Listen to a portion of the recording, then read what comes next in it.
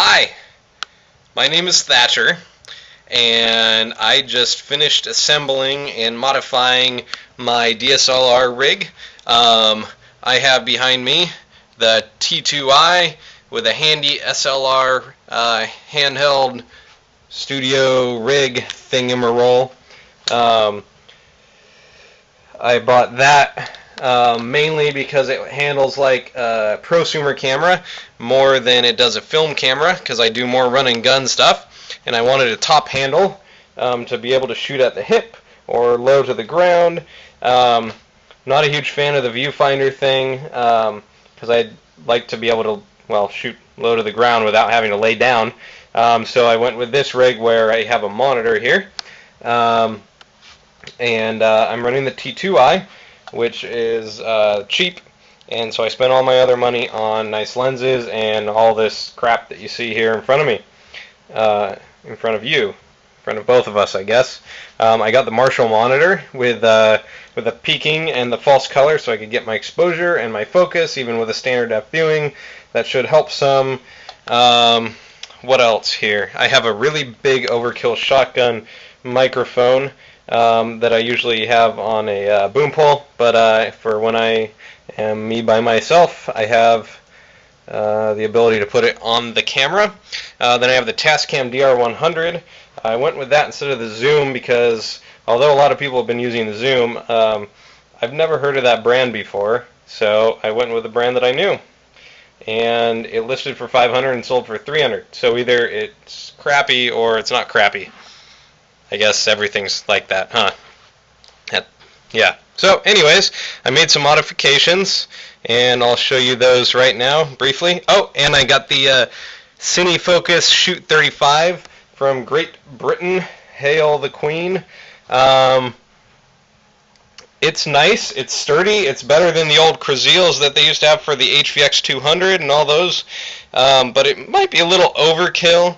I might have gone back and gotten the Red Rock.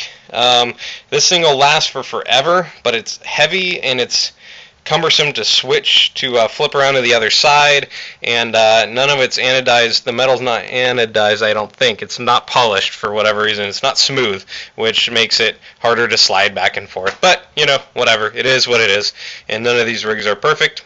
So anyways, modifications. The first one is for my massive shotgun microphone. It was vignetting. It was showing up in this shot on a 16mm. So I moved the mount back. The top handle's plastic, so I just drilled a new hole and screwed it in, and it created its own thread, and so now it doesn't vignette, which is awesome.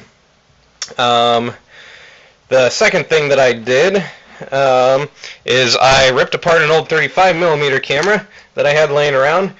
Ended up I didn't have to rip it apart, I just had to pry one little piece of metal off, and then I could have gotten the job done, but I destroyed it in the process.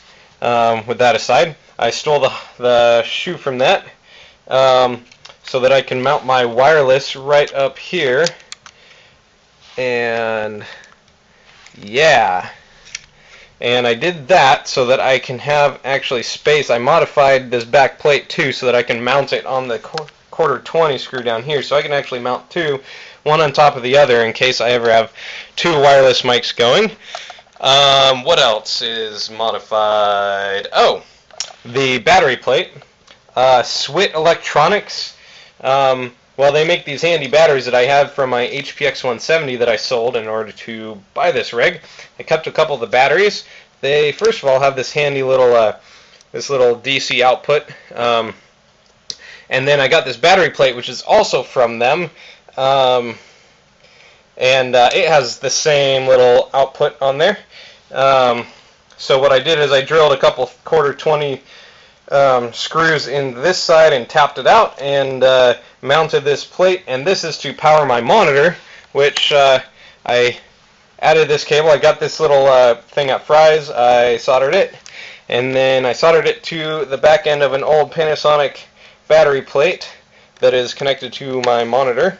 So that's powering the monitor, and then I'm waiting on a cable to come in.